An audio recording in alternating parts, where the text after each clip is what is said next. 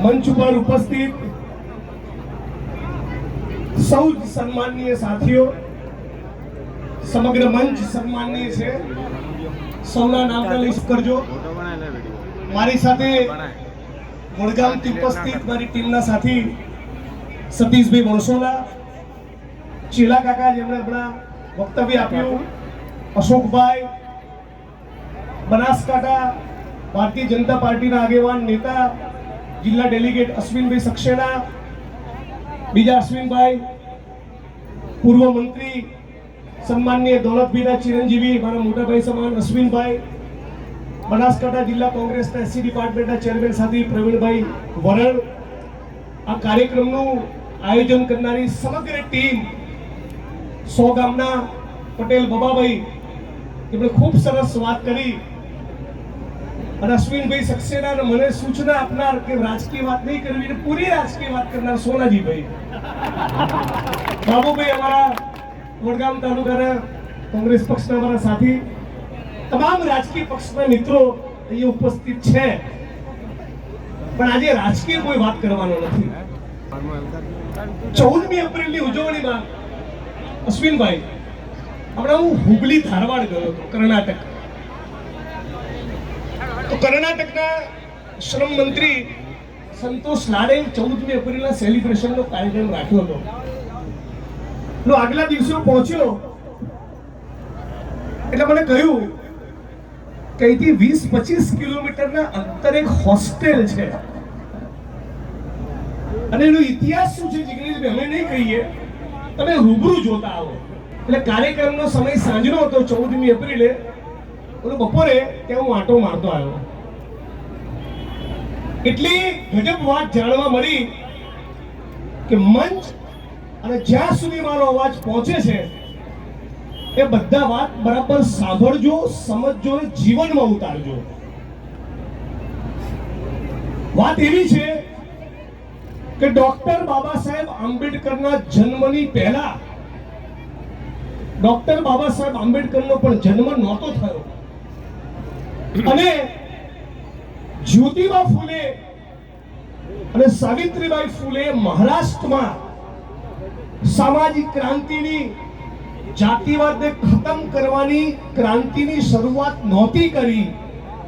એની પહેલા અને 1857ના વિપ્લવની પહેલા 1856માં મહાર કોમમાં જન્મેલો નારાયણ નામનો 7 વર્ષનો દલિત સમાજનો દીકરો એ જીદે ચડે છે અંગ્રેજોની સામે કે દુનિયા થાય, તમારી અંગ્રેજોની બનાવેલી સરકારી સ્કૂલમાં એડમિશન લઉં અને લઉં. કઈ સાલ? 1856. ડોક્ટર બાબા સાહેબ આંબેડકરે બુદ્ધ ધર્મ અંગીકાર કર્યો 1956માં. એના 100 વર્ષ પહેલા વિપ્લવ નથી થયો, ડોક્ટર બાબા સાહેબ આંબેડકરનો જન્મ નથી થયો, જ્યોતિબા ફૂલે સામાજિક ક્રાંતિની શરૂઆત નથી કરી. એની પહેલા એક 7 વર્ષનો દલિત સમાજનો દીકરો એ અંગ્રેજોની સામે બાયો ચઢાવીને એવું કહે છે કે ગમે તે થાય હું તમારી સ્કૂલમાં એડમિશન લેવાનો છું, મારે ભણવું છે. આની ભૂખ તમે વિચારો, 1856ના 7 વર્ષના દલિત સમાજના દીકરાની. જાતિવાદ એ આજે કેટલો ભયંકર છે આપણે બધા જાણીએ છીએ. તો 1856ના જમાનામાં શું પરિસ્થિતિ હશે? અંગ્રેજોએ એડમિશનની ના પાડી, પણ એ લોકો પ્રોફેશનલ હતા કામમાં, વહીવટી તંત્રમાં એમની ફાઇલ જબરદસ્ત ચાલે. તો ત્યાંથી એ સ્કૂલ જેમાં પેલા 7 વર્ષના મહારકોમમાં જન્મેલા દલિત દીકરા એડમિશન લેવું હતું, એ સ્કૂલ મુંબઈની એલ્ફિસ્ટન કોલેજ સાથે જોડાયેલી હતી. તો ત્યાં પત્ર વ્યવહાર ચાલ્યો, ત્યાંથી એડમિશન આપો એવો જવાબ ના આવ્યો, એટલે એલ્ફિસ્ટન કોલેજ વાળાએ ગવર્નર જનરલને કલકત્તામાં લખ્યું, અને કલકત્તાથી ફાઇલ પહોંચી લંડન, અને લંડનથી 3 વર્ષ પછી જવાબ આવ્યો કે આ 7 વર્ષના નારાયણ નામના છોકરાને ગમે ત્યાંથી ગોતી કાઢો.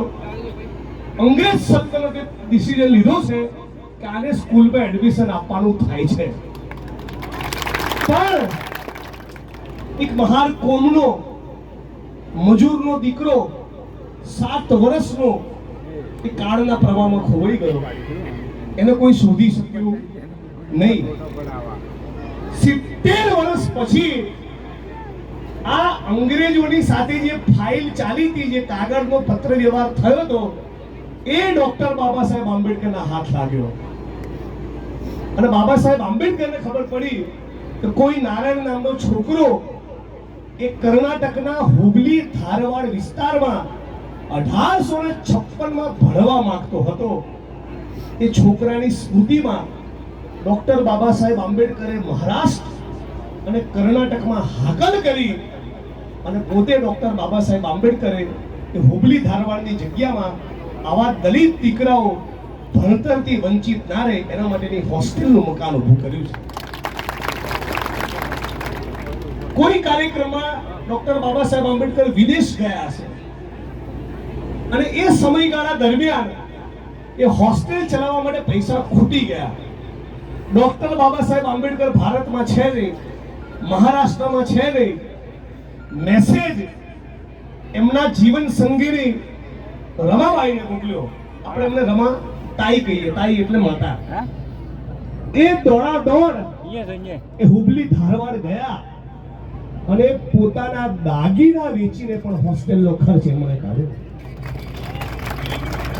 આવી ભૂખ જો દલિત સમાજના દરેકે દરેક વાલીમાં, દરેકે દરેક પરિવારમાં પેદા થાય તો ડીસામાં પછી આ ડીસાની ધરતીમાંથી પણ